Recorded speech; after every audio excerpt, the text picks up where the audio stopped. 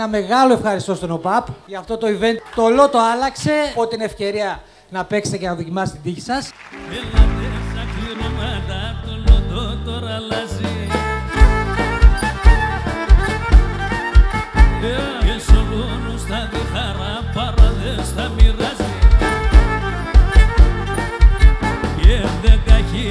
Θα κερδίσει το μήνα να κλήρωσε για 10 χρόνια ολόκληρα.